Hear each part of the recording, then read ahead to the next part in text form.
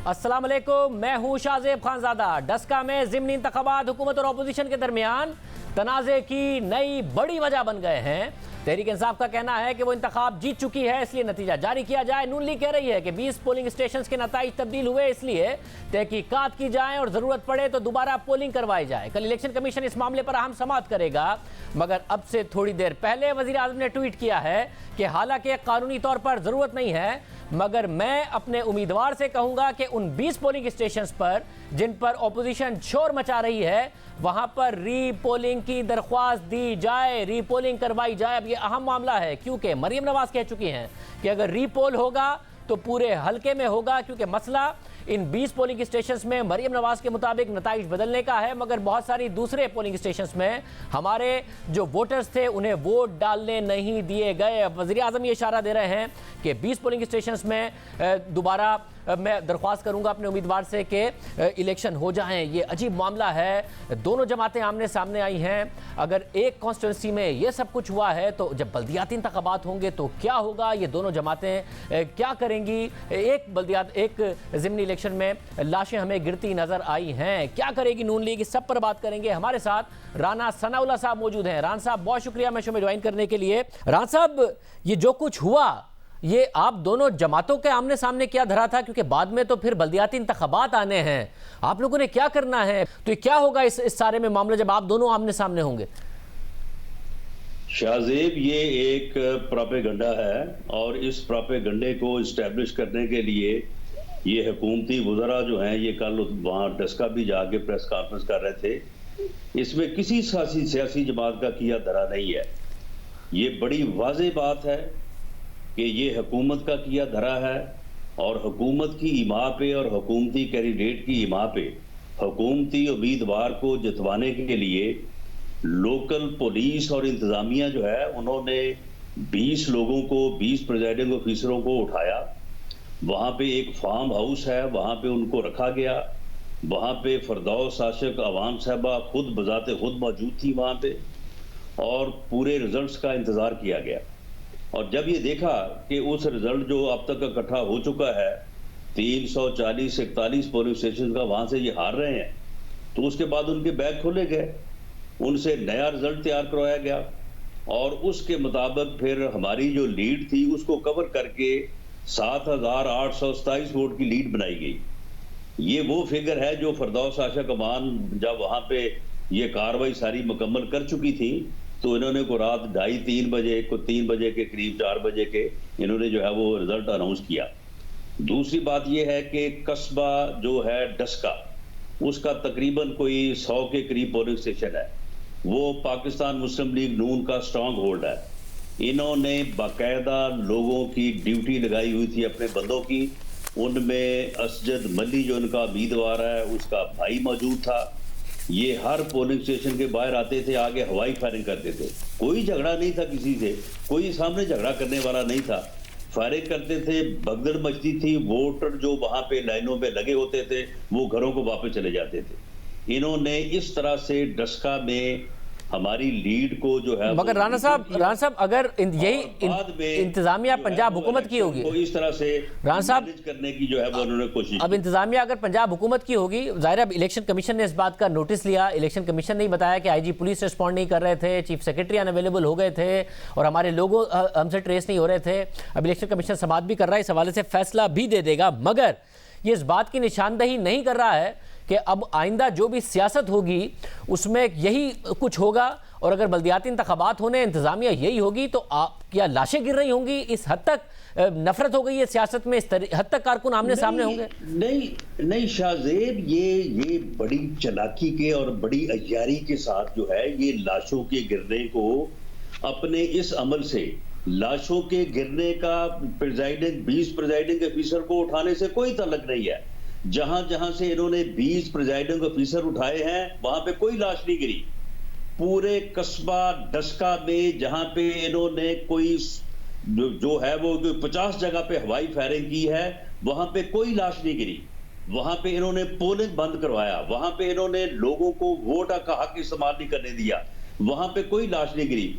ये लाशों का मामला तो डस्का शहर से 20 मील दूर दो ग्रुप जो थे वो इलेक्शन में आमने सामने हुए और वहां पे उनका झगड़ा हुआ। वो एक सिंगल इंसिडेंट है जिसमें दोनों तरफ से लोग जख्मी हुए और दोनों तरफ से एक एक जो है वो हलाकत हुई है। राणा साहब अब ये मगर राणा साहब ये को जो है वो डस्का के इलेक्शन में जो फायरिंग करके इन्होंने वोट को रोका उससे और प्रिजाइडिंग ऑफिसर को उठाने से जो है वो मंसूब कर रहे हैं। राणा साहब मगर इसमें एक मसला है। मैं एक मसला जानना चाह रहा हूं कि अगर ये लाशों का ताल्लुक नहीं है तो कम से कम आप ये तो कह रहे हैं ना कि इन्होंने 20 जो ऑफिसर्स थे उनके साथ क्या किया। अब अगर बल्दियाती इंतखाबात होते हैं या आइंदा कोई भी इंतखाबात होते हैं, आप लोग इस बात के मुखालिफ हैं कि जो पोलिंग स्टेशन पर फौज नहीं होनी चाहिए। ज़ाहिर है आपने 2018 में उस पर भी बहुत ज़्यादा सवालात उठाए हैं, तो इंतज़ामिया यही होगी तो उसके बाद इसी किस्म के वाकयात होंगे। तो एक कॉन्स्टिट्यूंसी थी, आपके वर्कर्स भी एक्टिव थे, मीडिया पर भी सारी की सारी फुटेजेस आ गई, तो ये तो बड़ी तबाही होगी आगे जाके। जिस भी किस्म के इंतखाबात होंगे अगर वो कराएं तब भी मसला, अगर ये इंतजामिया कराए तब भी मसला, और फिर आमने सामने होंगे आप सब। शाहजेब, अब लोग अपने वोट की कदर को, उसकी इज्जत को पहचान चुके हैं। अब ये वोट चोर जो हैं, जिन्होंने ये इलेक्शन चोरी करने की कोशिश की और ये पकड़े गए हैं वहां पे डस्का में, तो ये बाज आए, फ्री फेयर इलेक्शन होने दे। क्यों ये फायरिंग करवा रहे थे सारा दिन? और वो जो फायरिंग कर रहे थे मोटरसाइकिलों के ऊपर लोग, उनको क्यों नहीं पकड़ा पुलिस ने? ये जो प्रिजाइडिंग ऑफिसर जिन लोगों ने अगवा किए हैं, इनको दे ना सजा। वो जुल्फकार विर्क जो है डीएसपी, जब उसको डस्का से ट्रांसफर करवाया इलेक्शन कमीशन ने बाकायदा ऑर्डर करके, उसको क्यों उन्होंने सीआईए का डीएसपी लगाया? क्यों उसे उस इलाके का इंचार्ज लगाया जहां से ये 20 लोग जो है वो उठाए गए हैं? वो जिस फार्म हाउस पे उनको रात रखा गया है 10-12 घंटे, उसकी निशानदेही हो चुकी है। अगर इलेक्शन कमीशन के पास इख्तियार मौजूद है, किसी नए इख्तियार की जरूरत नहीं है। चीफ सेक्रेटरी को, आईजी को, डीपीओ सियालकोट और डिप्टी कमिश्नर सियालकोट और जिन लोगों ने ये बाकी आगे जो है ये इनको प्रिजाइडिंग ऑफिसर को उठाया है और जो फायरिंग करते रहे हैं डस्का में सारा दिन, इन लोगों को जो है वो गिरफ्तार किया जाए, इनको सजा दी जाए।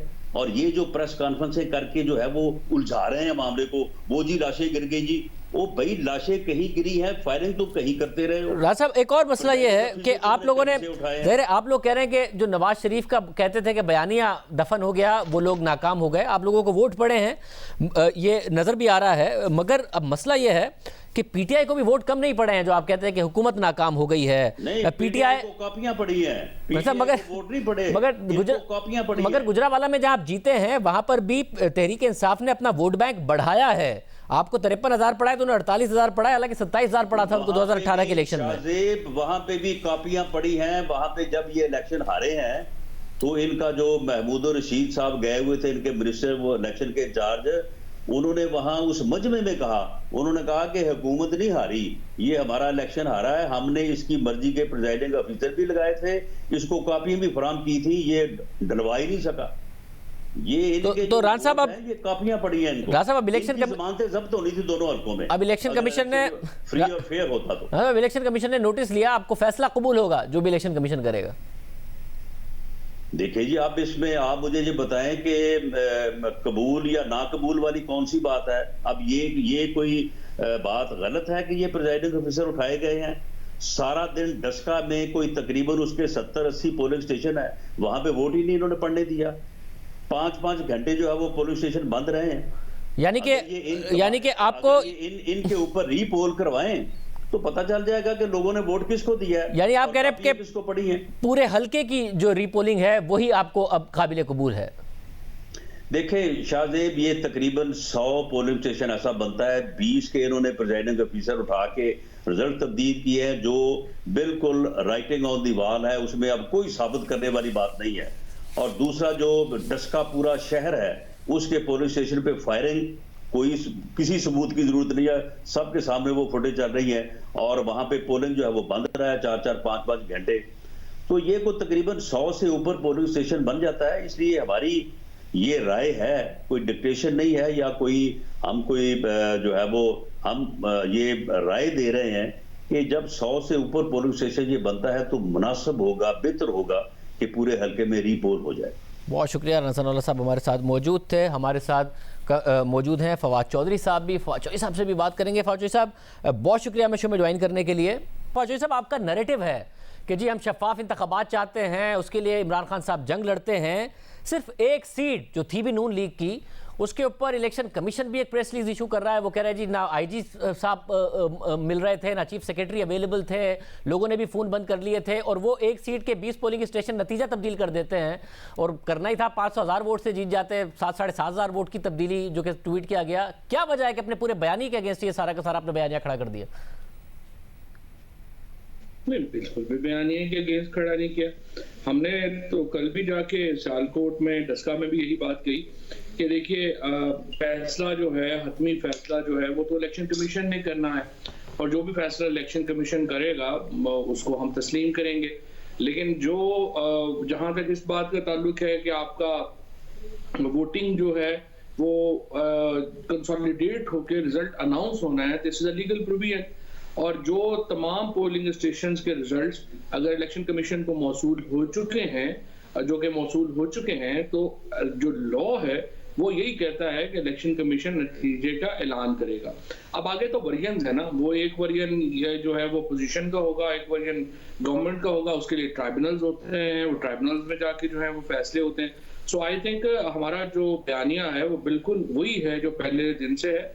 और हम इंडिपेंडेंट इलेक्शन कमीशन, मुझे तो बड़ी खुशी है, इलेक्शन कमीशन असर्ट करता है जहां पे भी चीफ इलेक्शन कमिश्नर गए हैं, इवन कोर्ट में गए हैं, उन्होंने अपनी पोजीशन को असर्ट किया है। इसी तरह का हमें इलेक्शन कमीशन चाहिए, और इलेक्शन कमिश्नर साहब का रोल जो है वो बड़ा ही मुस्बत रहा है सारे से तमाम मामला। मतलब अगर बयानों की हद तक बात होती तो दुरुस्त कह रहे हैं आप, नून लीग का बयान अपने हक में होगा, पीटीआई का बयान अपने हक में होगा, बट जो इलेक्शन कमीशन की प्रेस रिलीज आ गई और उसमें इंतजामिया का काम था कि इलेक्शन कमीशन के अमले के साथ ताउन करे, मगर उनका फिर ना आईजी साहब का फोन उठाना, चीफ सेक्रेटरी साहब का अवेलेबल हो जाना, वहां पर अगर जो फुटेज रिलीज की गई है, मैं तो चाहूंगा कि आप लोगों की तरफ से भी फुटेज आए, क्योंकि दावा किया गया था उमर डार साहब की तरफ से, उसमें नजर आ रहा है कि आपके जो उम्मीदवार हैं उनके साथ जो लोग मौजूद हैं वो फायरिंग कर रहे हैं। तो उसके बाद सवाल तो आप ही के ऊपर उठ रहा है।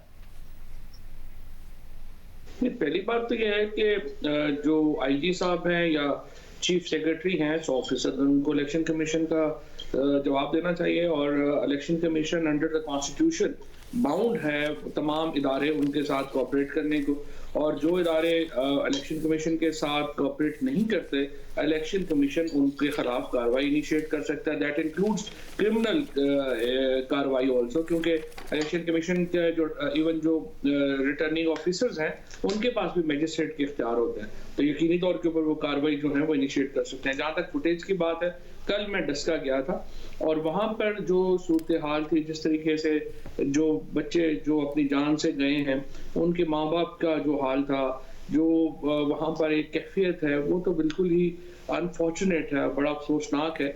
और मेरी नज़र में ये नतीजा देखिए, हम कह तो देते हैं फ्रेंकली कि फौज को इलेक्शन प्रोसेस में आना नहीं चाहिए, अलहदा हो जाना चाहिए, लेकिन हमारे यहाँ राइवलरीज हैं, एक कितनी ज़्यादा एक लॉ एंड ऑर्डर की कंडीशंस हैं कि वहाँ पे इम्पोर्टेंट है कि हम इदारों की मदद लें। और हमें शौक तो बड़ा होता है कि सारे काम जो हैं वो अलहदा हो जाएंगे, फौज के बगैर हो जाएंगे, होते नहीं हैं। और इसी तरह से ये जो एक इलेक्शन कमीशन का जो रिजल्ट का मामला है, जो उन्होंने प्रेस रिलीज इशू की है, वो उनकी एक सवाबदीद है, उन्होंने प्रेस रिलीज इशू की है। दूसरी तरफ ये है कि उनके पास तमाम पोलिंग स्टेशन के रिजल्ट्स आ चुके हैं। सो लॉ सेज कि जब आपके पास रिजल्ट्स आ चुके हैं तो आपने अनाउंस करना है। और मुझे ये बताइएगा फौजी साहब, ज़ाहिर एक मौक़िफ़ रहा है तहरीक इंसाफ का कि नवाज शरीफ का बयानिया दफन हो गया, मरियम नवाज ने नून लीग की सियासत और दफन कर दी है, मगर जो इलेक्शन के नताइज आए हैं, एक तो खैबर पख्तूनख्वा का है, फिर पंजाब में एक प्रोविंशियल असम्बली का है, फिर नेशनल असम्बली का जो अभी तक डिस्प्यूटेड है, ये कैसे डिटरमिन किया जाए कि उनका बयानिया या उनकी सियासत दफन हो गई? नहीं, देखिए जी, बयानिया सियासत में ये तो बात आपकी है कि क्योंकि वो टिकट के ऊपर आएंगे तो वो बात जो है वो होगी। हकीकत ये है कि हर जगह के ऊपर दो बड़े ग्रुप्स हैं। इसमें अगर आप देखें तो पीपल्स पार्टी पंजाब में बिल्कुल जो है वो फारिग हो गई है, इसमें अगर आप वोट उठा के देखें तो बिल्कुल ही नहीं है। इसी तरह से जो ये खैबर पख्तूनख्वा का जो मुकाबला है, हर एक को पता है कि अगर परवेज खट्टक साहब और लियाकत खट्टक दोनों सगे भाई अगर आपस में लड़ पड़ेंगे तो क्या ज़ाहिर नतीजा आएगा, और उसमें जो है वो यही नतीजा आना था। इसी तरीके से जो यहाँ पे इलेक्शंस हैं वजीराबाद में, और जो यहाँ पे ये वजीराबाद के इलेक्शन तो हम 27,000 से हारे थे, इस बार 5,000 से हारे हैं। ये इलेक्शन जो है इसमें तकरीबन 33,000 से ये इलेक्शन जो है वो हारे थे पिछली दफा, इस दफा हम ये इलेक्शन जीत गए हैं। सो इम्प्रूवमेंट तो आई है, मगर लेकिन साहब सेंट्रल आप पंजाब में हुकूमत में हैं और बाई इलेक्शन में आमतौर पर एक एडवांटेज होता है हुकूमत को। आपको लगता है कि पंजाब हुकूमत की कारकर्दगी के तौर पर जब आप बाई इलेक्शन में गए हैं या फिर जब आप बल्दियाती इलेक्शन में जाएंगे या फिर अगले इलेक्शन में जाएंगे तो आपके पास कोई ऐसा है कुछ दिखाने को, प्रोजेक्ट्स की सूरत में हो या रिफॉर्म्स की सूरत में हो? ब्यूरोक्रेसी में तब्दीली तो नहीं, तब्दीलियां जरूर हुई हैं, पुलिस में कोई तब्दीली तो नहीं हुई, रिफॉर्म्स नहीं हुए, बार बार तब्दीलियां जरूर हुई हैं, कुछ है दिखाने को बुज़दार हुकूमत का आपके पास जिसकी बुनियाद पर आप वोट ले सकें? देखिए, एक तो ये जो ज़िमनी इलेक्शंस है ना, जब मैं ज़िमनी इलेक्शन लड़ा था 2016 में, तो हमें तो पूरी रियासत से ही मुकाबला करना पड़ा था। डीसी एसपी हमारे खिलाफ जो है वो उस वक्त जो है वो जलसे अरेंज करवा रहे थे। इसी तरीके से हर जो यूनियन काउंसिल थी उसमें एमएनएज और एमपीज आके बैठे हुए थे। सिर्फ आखिरी 2 हफ्तों में 50 करोड़ रुपया जो है वो मेरे खिलाफ जो है वो इलेक्शन फंड आ गया, वो खर्च किया गया। और यहाँ पे अलबत्ता ये आप देखें, इस चीज को हमें अप्रिशिएट भी करना चाहिए। और इमरान खान के ऊपर जब आप बात करते हैं तो इस चीज को भी आप देखें कि तमाम जो ज़िमनी इलेक्शंस हुए हैं उसमें सरकार कहीं नजर ही नहीं आई। अब वो कुछ हमारे लोग तो नाराज हैं कि सरकार क्यों नजर नहीं आई है और उनको वहां पे एक्टिवेट होना चाहिए था। दूसरी तरफ ये है कि नहीं, यही तरीका है और इस तरह से इलेक्शन होने चाहिए। जहां तक बात है आपकी कि इसकी ओवरऑल में, देखिए मैं अब ये प्रोविंशियल गवर्नमेंट्स के एक ओवरऑल स्ट्रक्चर के ऊपर मैं समझता हूँ कि हमारी बहुत बड़ी जो गलती थी वो ये थी कि हमने पहले साल आके लोकल गवर्नमेंट इलेक्शन नहीं कराए। और उस वक्त मैंने बारहा ये बात कही कि हमें फौरन लोकल गवर्नमेंट इलेक्शन करवाने चाहिए। लेकिन ये चूंकि आपने उस दिन भी एक बड़ी इसके ऊपर बात की थी और मैंने आपसे अर्ज किया था कि अनफॉर्चुनेटली पाकिस्तान की जो बड़ी डिबेट है मीडिया की, उसमें जो हमारे फंडामेंटल इश्यूज हैं गवर्नेंस के, वो डिबेट ही मिसिंग है। चीफ मिनिस्टर्स का और चीफ सेक्रेटरीज का जो ऑफिस है, इट्स ह्यूजली कंट्रोवर्शियल। और जब तक प्रोविंशियल फाइनेंस कमीशन अवार्ड नहीं आता, जब तक आप वसाइल तकसीम नहीं करते, एडमिनिस्ट्रेटिव डेवल्यूशन नहीं करते, शख्सियात के ऊपर आप तनकीद भी कर सकते हैं, आप उनको अप्रिशिएट भी कर सकते हैं, but frankly post 18th amendment Pakistan का जो गवर्नेंस सिस्टम है वो बिल्कुल तबाहशुदा है। बहुत शुक्रिया फौजों साहब की गुफ्तगू आपने सुनी। प्रोग्राम में आगे बढ़ते हैं। जियो न्यूज़ के प्रोग्राम खबरनाक में मेज़बान इरशाद भट्टी ने एक बयान दिया जिस पर उन्हें तनकीद का सामना करना पड़ा, जिसके बाद अगले प्रोग्राम में उन्होंने अपने बयान पर वजाहत भी दी। मगर वजाहत देने के बावजूद एक ग्रुप ने एहतजाज का ऐलान किया और कराची में जियो के मरकजी दफ्तर पर 200 से जायद अफराद गुज़िश्ता रोज़ रैली की शक्ल में आए और हमला कर दिया। वॉक थ्रू गेट और दाखिली दरवाजे को तोड़ा, अंदर घुसकर पथराव किया, तोड़फोड़ की। गार्ड समेत रिसेप्शन पर मौजूद अफराद, कैमरामैन और डीएसएनजी स्टाफ को तशद्दुद का निशाना बनाया और इन सारी कार्रवाइयों के बाद दफ्तर के बाहर धरना देकर बैठ गए। और इस पूरी कार्रवाई के दौरान उन्हें रोकने के लिए पुलिस मौजूद नहीं थी। सवाल उठता है कि पुलिस ने हिफाजती इंतजाम क्यों नहीं किए, क्योंकि मुश्तइल अफराद ने कई घंटे तक दफ्तर के बाहर एहतजाज जारी रखा, जिसकी वजह से दफ्तर में मौजूद अमला महसूर होकर रह गया। कई घंटे गुजरने के बाद सूबाई वज़ीर इत्तलात नासिर हुसैन शाह मौके पर पहुंचे और मुजाहिरीन के खिलाफ कार्रवाई की यकीन दहानी कराई। वाक़े के खिलाफ मीठादर थाने में मरकजी मुलजिम समेत 200 नामालूम अफराद के खिलाफ मुकदमा दर्ज किया गया और वाक़े में मुलविस अब तक 13 अफराद की गिरफ्तारी हो चुकी है, जबकि मरकजी मुलजिम ताहाल फरार है, जो कि हुकूमत पर सवाल उठा रहा है। वज़ीर आला सिंध मुराद अली शाह ने भी तशद्दुद की मजम्मत करते हुए हमलावरों के खिलाफ कार्रवाई की हिदायत की है। इस वाक़े की ह्यूमन राइट्स कमीशन, सियासी, मजहबी और सहाफ़ती तंजीमों ने मजम्मत की है। जंग और जियो पर हमला काबिल मजम्मत है। किसी भी मीडिया हाउस को निशाना बनाना, तोड़ फोड़ करना और एहतजाज के लिए तशद्दुद का रास्ता अख्तियार करना काबिल मजम्मत है। किसी प्रोग्राम में होने वाली गुफ्तगू से, किसी खबर से, किसी की राय से आपको इख्तलाफ हो सकता है, किसी एंकर के बयान पर आपको एतराज़ हो सकता है, किसी की कही गई बात अगर दिल आज़ारी की वजह बनती है तो मजम्मत करना आपका हक है, मजम्मत करें। किसी भी मामले पर एतराज़ है तो शिकायत करें, एहतजाज रिकॉर्ड कराएं, मगर एहतजाज के नाम पर तशद्दुद करना और तोड़ फोड़ करना काबिल कबूल नहीं है, काबिल मजम्मत है। प्रोग्राम में शामिल करें।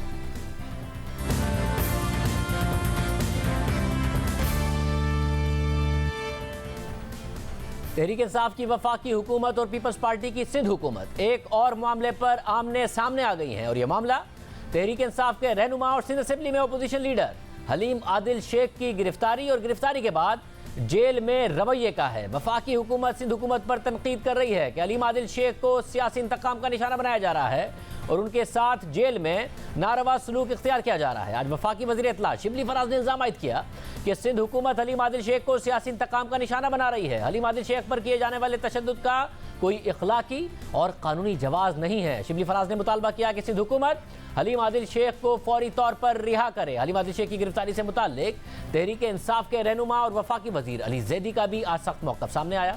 अली जैदी ने ट्वीट किया कि इस मामले को वज़ीर आज़म के सामने उठाऊंगा। अब वक्त आ गया है कि IG सिंध, होम सेक्रेटरी और नाअहल चीफ सेक्रेटरी के खिलाफ एक्शन लिया जाए। वफाकी वज़ीर दाखिला शेख रशीद अहमद ने भी इस मामले का नोटिस ले लिया है और चीफ सेक्रेटरी से रिपोर्ट तलब कर ली है। जबकि इस हवाले से आज गवर्नर सिंध ने भी तनकीद की है। हलीम आदिल शेख ने जुमे के रोज़ इल्ज़ाम आयद किया कि दौरान हिरासत उनके कमरे में सांप छोड़ा गया और आज उनके अहले खाना और PTI रहनुमाओं ने इल्ज़ाम आयद किया कि पीपल्स पार्टी से ताल्लुक़ रखने वाले 50 कैदियों ने जेल में हलीम आदिल शेख को तशद्दुद का निशाना बनाया, जिस पर वजाहत जारी करते हुए जेल सुप्रीडेंट ने बयान जारी दिया कि हलीम आदिल शेख जेल अमले के हमरा इंतजार गाह से गुजर रहे थे, जहां पर कुछ कैदियों ने नारेबाजी की। हलीम आदिल शेख को फौरन ही वापस ऑफिस मुंतकिल कर दिया गया। हलीम आदिल शेख को ना किसी ने हाथ लगाया और ना ही कोई थप्पड़ या पत्थर मारा। इस सारे वाक़े की CCTV फुटेज भी जारी कर दी गई है।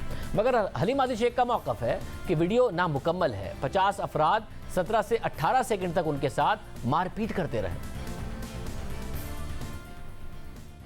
जेल में क्या सिर्फ एक कैमरा है और एक पुलिस वाला लेके निकला है, तो वो जहां ये 17-18 सेकंड तक वो मारपीट करते रहे 50 लोग, उसकी वीडियो क्यों नहीं दे रहे हैं वो? और अगर कुछ नारेबाजी हुई तो पुलिस वाले अंदर से भागते हुए क्यों निकल रहे हैं? उसके बाद ये मुझे धक्का देते हुए वापसी में लेकर क्यों आ रहे हैं? मैं कहता हूँ शर्म आनी चाहिए इनको। असल ये 50 लोग क्रिमिनल्स इन्होंने मुझे मारवाने के लिए पीपल्स पार्टी ने वहाँ खड़े किए हुए थे।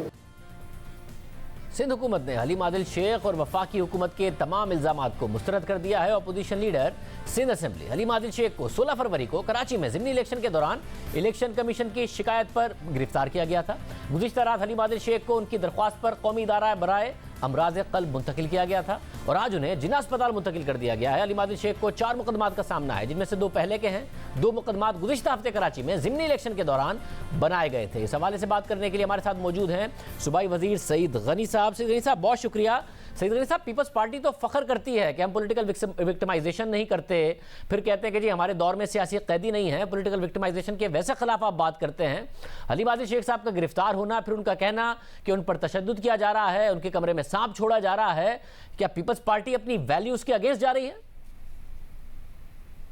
नहीं, ये मैं समझता हूँ कि तासुर बिल्कुल गलत है। हम अपने उसी रवैये पर कायम हैं और आज तक हमने किसी के खिलाफ भी पॉलिटिकल विक्टिमाइजेशन नहीं की। PTI के कई रहनुमा बशमूल हलीम आदिल शेख के जो कुछ करते रहे, जिस किस्म की ज़बान इस्तेमाल करते रहे, हमने आज तक कुछ नहीं किया। ये वाक़यात शुरू होते हैं जिस दिन एक मलीर डिस्ट्रिक्ट में गैर कानूनी कब्जे के खिलाफ एक मुहिम चली और उसमें बहुत सारे मकामात पर गैर कानूनी कब्जे ख़त्म कराए गए। उनमें 2 जगहें ऐसी निकल आई जिनका ताल्लुक हलीम आदिल शेख साहब से बनता था, जो आपके सामने जिस तरह उन्होंने जाकर वहाँ पर भी सिविल एडमिनिस्ट्रेशन के लोगों के ऊपर हमलावर हुए, वहाँ जो मशीनरी थी उनके ऊपर तोड़फोड़ करवाई, पथराव करवाया, वो सारी चीजें रिकॉर्ड पर हैं। आपके जो कैमरे थे उन्होंने अपनी आंखों से दिखाया वो सारा। वैसे मगर जो पंजाब में नून लीग के रहनुमाओं के साथ हुआ, उन्होंने कहा कि हमारे पास अदालत के ऑर्डर्स मौजूद थे, उसके बावजूद हमारी इमारतें गिरा दी तहरीक इंसाफ की हुकूमत ने। क्या आपने वही किया उनके साथ? क्योंकि हलीम आदिल शेख साहब भी कह रहे हैं मेरे पास अदालत के स्टे ऑर्डर्स मौजूद थे, उसके बावजूद ये किया गया, तो ये पॉलिटिकल विक्टिमाइजेशन नहीं थी? नहीं शाहजेब, अगर ऐसा था for the sake of the argument, अगर ऐसा था तो क्या ये जायज था कि वो गाड़ियों पे हमले करते, लोगों पे पथराव करवाते, या ये तरीका मुनासिब था कि वो अदालत में चले जाते कि जी आपका स्टे ऑर्डर है, उसके बावजूद सिंध हुकूमत ने या DC मलिक ने ये काम किया है? वो ज्यादा मुनासिब तरीका था ना। तो FIR जो है वो इस बात पे नहीं कटी कि उन्होंने कहा कि जी हमने स्टे ऑर्डर के बावजूद कर दिया। FIR इस पे कटी कि उन्होंने पथराव करवाया, हंगामा आराई करवाई और गाड़ियों के शीशे तोड़वाए जो मशीनरी वहां मौजूद थी। उसके बाद उसी दिन इन लोगों ने जाकर वहां सुपर हाईवे ब्लॉक करवाई और वहां भी ये साहब मौजूद थे। कई घंटे तक लोग परेशानी का शिकार रहे। उस पर एक FIR हुई। ये FIR हो गई। अगर हमने विक्टिमाइज करना होता तो हम उसी दिन उनको गिरफ्तार कर लेते। उसमें वो गिरफ्तार नहीं हुए। अब पुलिस की कार्रवाई थी, पुलिस ने क्यों नहीं किया, क्या नहीं किया, हमने कोई उनको फोर्स नहीं किया कि अब जाकर ये कार्रवाई करें और गिरफ्तार करें उनको। इलेक्शन के दिन सुबह 8:30 बजे उन्होंने सुना प्रेस कॉन्फ्रेंस की। मैंने तो नहीं देखी, लेकिन सुना है वो मीडिया को उन्होंने बताया कि मैंने सुबह 8 बजे प्रेस कॉन्फ्रेंस करनी है। उस दिन वो खुद कह रहे हैं कि जी मुझ पे हमला हो सकता है। और उसके बाद आपके मीडिया के चैनल सारे दिखाते रहे कि हलीम आदिल शेख मुसल्ला लोगों के साथ बिल्कुल ऑटोमेटिक वेपन्स लेकर उस पूरे हल्के में फिरता रहा। हमने कुछ नहीं किया। हमने इलेक्शन कमीशन को खतूत लिखे, हमने उनसे इल्तिजा की कि जनाब कोड ऑफ कंडक्ट के तहत कोई MP MNA नहीं जा सकता, लेकिन इलेक्शन के दिन तो ये भी पाबंदी होती है कि अगर किसी के पास लाइसेंस वेपन है तब भी वो वेपन का वहां जाकर नुमाइश नहीं कर सकता, वेपन्स लेकर नहीं जा सकता। ये शख्स ना सिर्फ वेपन्स लेकर जा रहा है बल्कि पोलिंग स्टेशन के अंदर घुस रहा है, बदतमीजी कर रहा है, पोलिंग के अमले से बदतमीजी कर रहा है, पुलिस के एहलकारों से बदतमीजी कर रहा है। लिहाजा इसको रोका जाए, इसको निकाला जाए। इलेक्शन कमीशन का अपना खत आता है जिसमें वो पुलिस को ये हिदायत देते हैं कि इस शख्स को हल्के से बाहर निकालें आप, और उसी में लिखा हुआ है कि ये असलहे के साथ प्राइवेट लोगों के साथ पोलिंग स्टेशंस में जा रहा है और हल्के का पूरा गश्त कर रहा है, जिससे हैरेसमेंट फैल रही है। इलेक्शन कमीशन का खत कह रहा है। उस खत की रोशनी में जब पुलिस ने इसको निकालने की कोशिश की तो उसी मकाम पर फायरिंग्स हुई है और वो वीडियो ने सबने देखी है। अब वहां पर अगर कोई फायरिंग कर रहा है, इलेक्शन के दिन कर रहा है, वोटर्स को हरासा कर रहा है और वेपन्स लोगों को नजर आ रहे हैं, उस पर अगर कोई FIR होती है, उस पर गिरफ्तारी होती है, तो इसको अगर कोई पॉलिटिकल विक्टिमाइजेशन कहता है तो शायद कोई कहता रहे, लेकिन बुनियादी तौर पर तो ये कानून का नफाज है। नहीं, मगर उस दिन आप जो आपने वाकयात नरेट किए, इलेक्शन कमीशन ने नोटिस लिया, आपने उसके बाद गिरफ्तार कर लिया, मगर गिरफ्तार करने के बाद जो 2 पुराने केसेस थे उस पर भी पुलिस ने अरेस्ट कर लिया, तो ये फिर पॉलिटिकल विक्टिमाइजेशन नहीं है? जो पहले नहीं अरेस्ट किया था वो केसेस भी डालकर फिर दोबारा अरेस्ट कर लिया।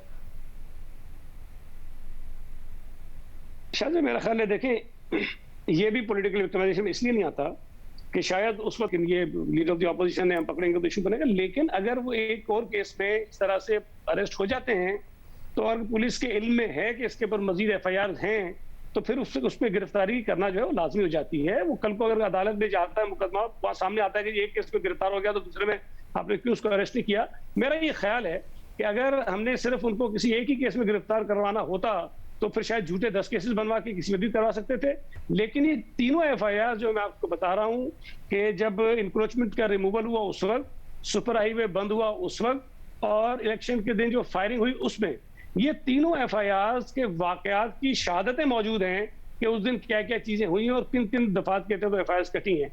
तो इसमें अगर कोई ये तासुर ले रहा है तो मैं समझता हूँ ये गलत है, इसमें कोई पॉलिटिकल विक्टिमाइजेशन नहीं है, इसमें प्योरली कानून की खिलाफ वर्जी हुई है, नजर आई है, इलेक्शन कमीशन ने एडमिट किया है, उस पर पुलिस ने कार्रवाई की है। अब उसमें अगर हुकूमत को जिम्मेदार ठहराया जाए तो ये बड़ी जाती है। वैसे मगर फिर काबिल कबूल शफाफ तहकीकात कैसे हों, क्योंकि वफाकी हुकूमत तो इंदिया दे रही है, वफाकी वज़रा गवर्नर सिंध भी कि IG की तब्दीली का इंदिया दिया जा रहा है, इस हवाले से उन्होंने ख़त भी लिखा है तो कि विक्टिमाइज किया जा रहा है अली माजिद शेख साहब को। फिर ट्रांसपेरेंट कैसे हो तहकीकात जो काबिल कबूल हो? देखिए, मैं तो ये गुजारिश करूंगा कि पहले इस तमाम एपिसोड्स की जो 2-3 वाकयात हुए हैं इसकी तहकीकात कोई भी कर ले ना। ये अपनी मर्जी का कोई ऑफिसर दे दे कि भाई जो जमीन पर कब्जा इनका था कि नहीं था। मैं शाहजेब हर जगह सवाल करता हूं उनसे कि इससे सिर्फ एक सवाल पूछे कि भाई आपके जो फार्म हाउसेस बने हुए थे वो जमीन 30 साल लीज पे थी या 99 साल की लीज पे थी? काम किया, हमने जुल्म किया और हमने बड़ा इसके साथ नुकसान पहुंचाया, लेकिन अगर ये साबित हो गया वो 30 साल लीज है तो 30 साल लीज पे तो फार्म हाउस बन ही नहीं सकते, वो बनाना ही गलत है। तो अगर इस किस्म की चीजें हैं तो गवर्नर साहब को भी, वजीर आजम को भी, इन तमाम लोगों को देखना चाहिए कि हलीम आदिल शेख एक जाना पहचाना इस हवाले से, जाना नहीं, मुझे नहीं पता और कितनी जमीनों पे कब्जे हो गए, लेकिन जाना जाता है कि ये कब्जा करता है जमीनों पे, ये नोन है, इसकी शौहरत इस तरह की है। लेकिन अगर उस शख्स के लिए ये पूरी सूबाई हुकूमत के साथ जो अगर नबरदाजमा हो जाएंगे, उस जंग में खड़े हो जाएंगे, वहां थ्रेट करना शुरू कर देंगे चीफ सेक्रेटरी को, IG को, दीगर ऐसे ऑफिसर्स को जो फेडरल गवर्नमेंट के मुलाजिम है, तो मैं समझता हूँ कि ये बड़ी ज्यादती, इस तरह निजाम चल नहीं सकता है। बहुत शुक्रिया सैयद साहब की गुफ्तगू आपने सुनी। प्रोग्राम में ब्रेक शामिल करते हैं, कोरामपुर पर बात करेंगे।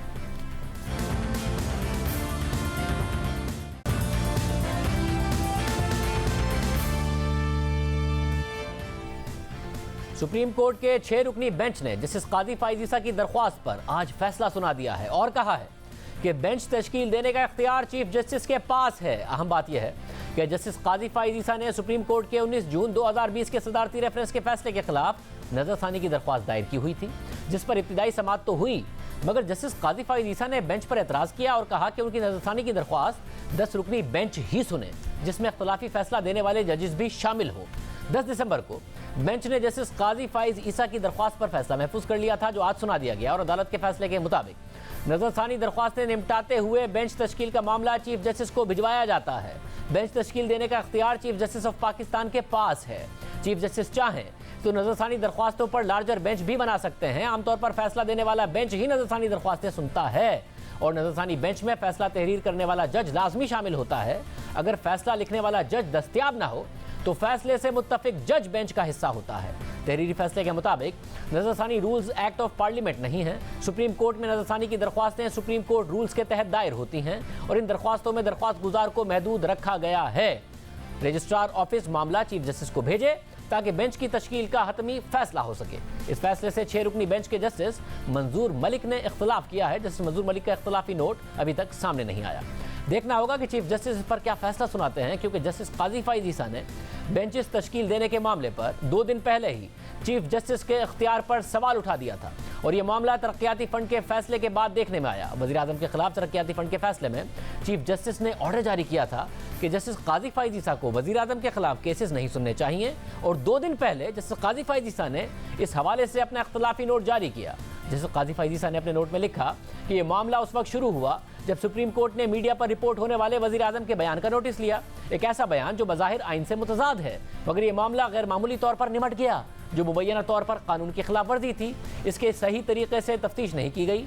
इसके बजाय सुप्रीम कोर्ट के एक जज की सरजरिश कर दी गई और उसे अपनी आइनी जिम्मेदारियां अदा करने से रोक दिया गया।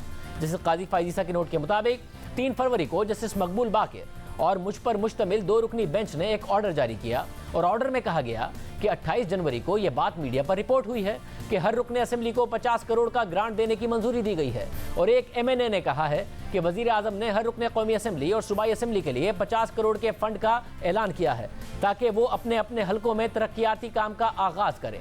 1 फरवरी को रोजनामा डॉन ने तरक्याती फंड के हवाले से एक इदारिया भी लिखा और वजीर आजम के फैसले पर सवाल भी उठाया। ज़ाहिरी तौर पर ना ही उन मीडिया रिपोर्ट्स की और ना ही इदारिये की तरदीद की गई और ना ही इस हवाले से हुकूमत या वजीर आजम ने कोई बयान जारी किया। इस हवाले से हमने अटॉर्नी जनरल से पूछा कि क्या फंड्स की फराहमी आइन के मुताबिक की गई है और क्या वफाकी हुकूमत और सूबाई हुकूमतों ने फंड्स की फराहमी की है या इस हवाले से वो कोई इरादा रखते हैं। तो अटॉर्नी जनरल ने हमसे कहा कि उन्हें हकाइक का जायजा लेने के लिए वक्त चाहिए होगा, लेकिन साथ ही उन्होंने कहा कि वो किसी गैर आइनी चीज़ की हिमायत नहीं करेंगे। जिसके बाद अदालत ने वफाकी हुकूमत और सूबाई हुकूमत को नोटिस जारी किए और फैसला किया कि मुतल्लिका हुकाम के जवाबात का जायजा लेने के बाद इस मामले को या तो निपटा दिया जाएगा या गैर तसल्ली बख्श जवाब की सूरत में उसे मजीद आगे बढ़ाया जाएगा और अगर उसे मजीद आगे बढ़ाने के नतीजे पर बात आई तो मामला चीफ जस्टिस को भेज दिया जाएगा ताकि वो इस हवाले से बेंच तश्कील दें। जैसे काजी फाइज ईसा के नोट के मुताबिक फिर 10 फरवरी 2021 को इस केस को 5 रुकनी बेंच के सामने फिक्स्ड कर दिया गया और ये 5 रुकनी बेंच चीफ जस्टिस गुलजार अहमद, जस्टिस मुशीर आलम, जस्टिस उमरता बंदियाल, जस्टिस एजाजुल हसन और मुझ पर मुश्तमिल था। मगर मैंने इस 5 रुकनी बेंच पर और जस्टिस मकबूल बाकिर को बेंच में शामिल ना करने पर एतराज़ उठाया और इस हवाले से तहरीरी तौर पर चीफ जस्टिस को ख़त भी लिखा और कहा कि मैं इस हवाले से हैरान हूँ कि आपने इस मामले पर 5 रुकनी बेंच बना दिया जिसमें खुद और दीगर मोअज़्ज़िज़ जजेस को शामिल कर लिया एक ऐसे स्टेज पर जहां पहले से ही 2 रुकनी बेंच इस मामले को देख रहा था। इससे अवामी सतह पर इस अदालत के 2 सीनियर जजेस पर अदम एतमाद का इजहार किया गया है जिससे न सिर्फ उनकी साख मजरूह हुई है बल्कि उनकी तज़हीक की गई है। जजेस को बेंचेस से उस वक्त हटाना जब अहम आईनी मामले की समाअत हो रही होती है तो वो ना इदारे के लिए ठीक है ना ही लोगों के लिए। जैसे काजी फाइज ईसा ने अपने नोट में मज़ीद लिखा कि चीफ जस्टिस ने मेरे इस ख़त का कोई जवाब नहीं दिया और ना इस सवाल का जवाब दिया कि उन्होंने क्यों 2 रुकनी बेंच को तहलील करके एक और बेंच बनाया जिसमें 2 रुकनी बेंच के एक रुकन को शामिल नहीं किया गया।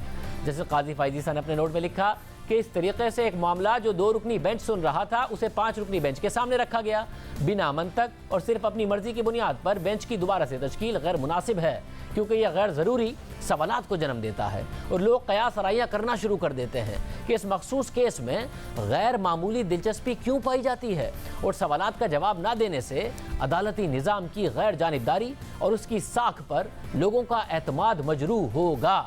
जैसे काजी फाइज ईसा ने अपने नोट में मज़ीद लिखा कि 10 फरवरी को 5 रुकनी बेंच ने इस केस के हवाले से एक ऑर्डर जारी किया जिसमें वफाकी हुकूमत के मुतालिका हुक्काम और सूबाई हुकूमतों के हुक्काम से जवाब तलब किया और समाअत 11 फरवरी तक मुलतवी कर दी।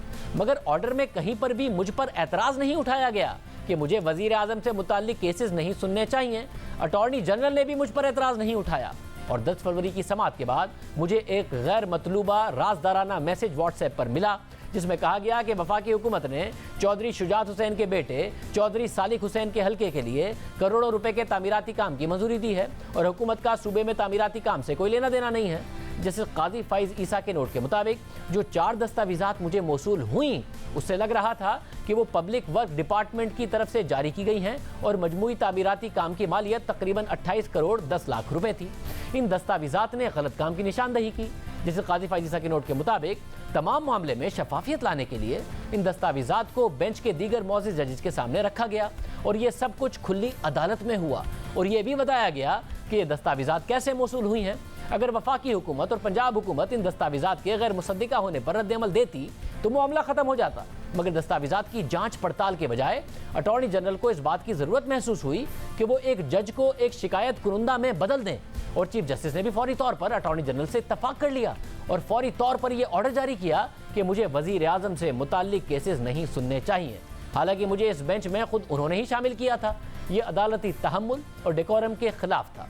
11 फरवरी की समाअत में चीफ जस्टिस यकतरफा तौर पर दीगर जजेस से बातचीत किए बगैर खुली अदालत में इस नतीजे पर पहुंचे कि एक जज को वजीर आजम से मुताल्लिक केसेस नहीं सुनने चाहिए और वो अपनी सीट से उठकर चले गए, जिससे दीगर जजेस भी उठकर जाने पर मजबूर हो गए। और शाम को मीडिया पर यह चर्चा होता रहा कि एक फैसला जारी किया गया सुप्रीम कोर्ट के एक जज को जो खुद इस बेंच का हिस्सा हैं, उसे फैसले का पता नहीं और उसे मीडिया से इस फैसले का पता चल रहा है जो ना उसने पढ़ा है और ना ही उसके पास दस्तखत के लिए उस फैसले को भेजा गया। जिसके बाद दूसरी सुबह यानी 12 फरवरी को मैंने रजिस्ट्रार को खत लिखकर इस हवाले से अपनी हैरानी का इजहार किया और सवाल किया कि यह फैसला मुझे क्यों नहीं भेजा गया और इसे मीडिया पर किसके कहने पर रिलीज किया गया और फैसले की कॉपी हासिल करने की भी दरख्वास्त की। सवालात के जवाबात देना तो अपनी जगह, रजिस्ट्रार ने यह जरूरी नहीं समझा कि वो सुप्रीम कोर्ट के एक जज के खत का जवाब देते। जस्टिस फाइज ईसा ने अपने नोट में लिखा कि किसी भी अदालती फैसले में जहां एक और उससे ज़ायद जजेस इख्तलाफात रखें तो एक अलहदा अदालती फैसला लिखा जाता है, लेकिन इस केस में ऐसा नहीं किया गया। अगर इस केस में ऐसा होता तो फैसले में लिखा जाता कि 4 जजेस फैसले के हक में हैं और एक खिलाफ है। इस मामले में कोड ऑफ कंडक्ट की खिलाफ वर्जी भी है।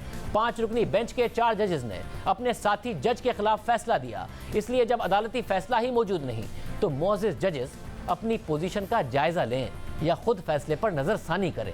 जैसे काजी फाइज ईसा ने अपने नोट में लिखा कि 11 फरवरी शाम 7:33 पर यह फैसला सुप्रीम कोर्ट की वेबसाइट पर अपलोड किया गया, जबकि इससे पहले कभी फैसला उस वक्त तक अपलोड नहीं किया गया जब तक जजेस के उस पर दस्तखत मौजूद ना हो या कम से कम उन्होंने फैसले को पढ़ ना लिया हो।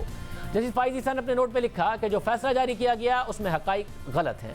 इसकी वजाहत करते हुए उन्होंने लिखा कि मैंने वजीर आजम के खिलाफ ज़ाती तौर पर दरख्वास्त दायर नहीं की, बल्कि मैंने सदारती रेफरेंस पर दरख्वास्त दायर की, जबकि हकीकत में इमरान खान ने वजीर आजम की हैसियत से ना कि अपनी ज़ाती हैसियत से सदर को रेफरेंस दायर करने का मशवरा दिया।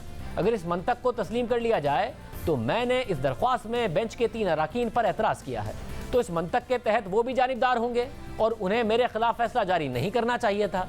जस्टिस फाइज ईसा ने अपने नोट में मजीद लिखा कि फैसले में कहा गया है कि मुझे वजीर आजम इमरान खान के खिलाफ केसेस नहीं सुनने चाहिए, जबकि वजीर आजम वफाकी हुकूमत का सरबराह होता है, जबकि रियासत का सरबराह सदर भी ज्यादातर मामलात में वजीर आजम के मशवरे पर काम करता है। इसलिए अगर यह फैसला नाफिज हो जाता है तो मैं सुप्रीम कोर्ट में सिर्फ जाती सिविल तनाज़ात के केसेस ही सुन पाऊंगा, क्योंकि क्रिमिनल केसेस में भी रियासत हमेशा एक पार्टी होती है। मेरा वजीर आजम के खिलाफ कोई तासुब नहीं। मैं इस काबिल हूँ कि फैसले देते वक्त गैर जानिबदार रहूँ। मेरे साथी जजेस मेरे ज़मीर के रखवाले नहीं, ना ही मैं उनके ज़मीर का रखवाला हूँ, जबकि जानिबदारी का इल्ज़ाम पहले आयद होना चाहिए, जिसके बाद ही जजेस इसका तयन कर सकते हैं। अगर इमरान खान को एतराज़ था तो वो ज़ाती तौर पर एतराज़ कर सकते थे। अटॉर्नी जनरल वज़ीर आज़म के ज़ाती वकील नहीं हैं और ना ही चीफ जस्टिस वज़ीर आज़म की हिमायत कर सकते हैं या सुप्रीम कोर्ट के जज को रोक सकते हैं, और ना ही आइन जजेस को ये इजाज़त देता है कि वो अपने साथी जजेस के दिलों में झांक कर देखें और इस बात का तयन करें कि वो जानिबदार हैं या नहीं। चीफ जस्टिस की तरफ से एक नॉन इशू को उठाया गया और फिर एकतरफा तौर पर फैसला भी सुनाया गया। दरख्वास्त दायर करना तो अपनी जगह, अटॉर्नी जनरल ने और ना ही किसी और ने मुझ पर जानिबदारी का इल्जाम लगाया। पाकिस्तान में ऐसी कोई रिवायत मौजूद नहीं, ना ही दुनिया में मौजूद है, जिससे इस पूरे मामले को तक़वियत मिल सके। बिना सबूतों के, बिना इल्ज़ाम के, गैर मामूली अंदाज में एक जज की शोहरत को नुकसान पहुंचाया गया और अदलिया की साख को मजरूह किया गया। जैसे काजी फाइज़ ईसा ने मजीद लिखा कि यह फैसला गैर आईनी है और सुप्रीम कोर्ट की रिवायत के खिलाफ है। अदालती फैसले मौजूद हैं जिसमें कहा गया है कि एक जज अपना फैसला दूसरों पर मुसल्लत नहीं कर सकता। ये फैसले भी मौजूद हैं जिसमें कहा गया है कि कोई जज दूसरे जज के खिलाफ फैसला जारी नहीं कर सकता और ना उसे हिदायत दे सकता है कि वो जानिबदारी की वजह से ये केसेस ना सुने। ऐसा करना गैर आईनी है। जज को केस सुनना चाहिए या नहीं, इसका फैसला वो जज अपनी दानिश के साथ कर सकता है। एक छोटा बेंच माजी के लार्जर बेंच के फैसलों से मुतजाद फैसला जारी नहीं कर सकता। सुप्रीम कोर्ट के पास ऐसा फैसला जारी करने का दायरा कार ही मौजूद नहीं। चीफ जस्टिस के पास ये सवाबदीद मौजूद है कि वो बेंचेस तश्कील दें, मगर बेंचेस तश्कील देने की वजूहात भी होनी चाहिए। मैं अपने साथी जज को बेंच से निकालने पर खत लिखा, इसके बावजूद बेंचेस तश्कील देने में अनस्ट्रक्चर्ड सवाबदीदी इख्तियार का इस्तेमाल किया जाता है। बार बार पेश आने वाले इस मसले पर चीफ जस्टिस ने ध्यान नहीं दिया और ना ही इसे फुल कोर्ट के इजलास के एजेंडे में शामिल किया गया। सुप्रीम कोर्ट तमाम तनाज़ात को हल करने के लिए हतमी अदालत का दर्जा रखती है। इस अदालत का काम है कि एग्जीक्यूटिव्स हुदूद से आगे ना बढ़ें और आइन की खिलाफ वर्जी ना करें, और अगर एग्जीक्यूटिव की खिलाफ वर्जियों का जायजा नहीं लिया गया, बेंचेस को दोबारा तश्कील दिया गया, जजेस को काम करने से रोका गया, तो अजियत लोगों को उठानी पड़ेगी। इस फैसले का पैरा नंबर 6 गैर आईनी है क्योंकि यह सुप्रीम कोर्ट के किसी दायरा कार के तहत जारी नहीं हुआ। यह पैरा जजेस के हल्फ की खिलाफ वर्जी है। वज़ीर आज़म का बयान जो रिपोर्ट हुआ उसमें कहा गया कि पैसे तरसील किए जाएंगे ताकि बज़ाहिर सियासी हिमायत हासिल की जा सके, इसलिए 2 रुकनी बेंच ने नोटिस जारी किए, मगर गौर व फिक्र किए बगैर और दस्तावेज़ात का जायजा लिए बगैर फौरी तौर पर इस मामले को निपटा दिया गया। मेरे लिए ये ऑर्डर लिखना तकलीफ दह है। अगर इससे किसी को तकलीफ पहुंचती है तो मैं माफ़ी मांगता हूं, क्योंकि मेरी नीयत ये नहीं है। मैंने वही कहा जिसके कहने की मैंने ज़रूरत महसूस की। इसलिए इस उम्मीद के साथ कि अनस्ट्रक्चर्ड सवाबदीदी इख्तियार में कमी लाई जाएगी, मैं दुआ करता हूँ कि इदारा तमाम आइनी खिलाफ वर्जियों के खिलाफ हर तरह से मजबूती के साथ खड़ा रहेगा और इख्तियारात के गलत इस्तेमाल के खिलाफ लोगों को तहफ़्फ़ुज़ फराहम करेगा। ये था जस्टिस काजी फाइज़ ईसा का नोट, क्योंकि जब फैसला आया जिसमें चीफ जस्टिस ने उनके हवाले से ये बात कही थी, उसके बाद मुसलसल ये बहस होती रही कि ये मामला हो सकता है या नहीं हो सकता, क्या इस किस्म के रिमार्क्स आ सकते हैं या नहीं आ सकते। अब वो फैसला भी हमने आपके सामने रखा था और जैसे काजी फाइज़ ईसा का नोट भी आपके सामने तफसील से रखा है। उन्होंने बेंच बनाने के हवाले से जो इख्तियारात उस पर भी सवाल उठाया है, जो उनका अपना मामला है वो भी आज के फैसले के तहत चीफ जस्टिस के पास है। देखते हैं इस हवाले से आने वाले दिनों में क्या मज़ीद डेवलपमेंट्स होती हैं। आज के प्रोग्राम में इतना ही, आपसे कल के प्रोग्राम में मुलाकात होगी। इजाज़त दीजिए, अल्लाह हाफ़िज़।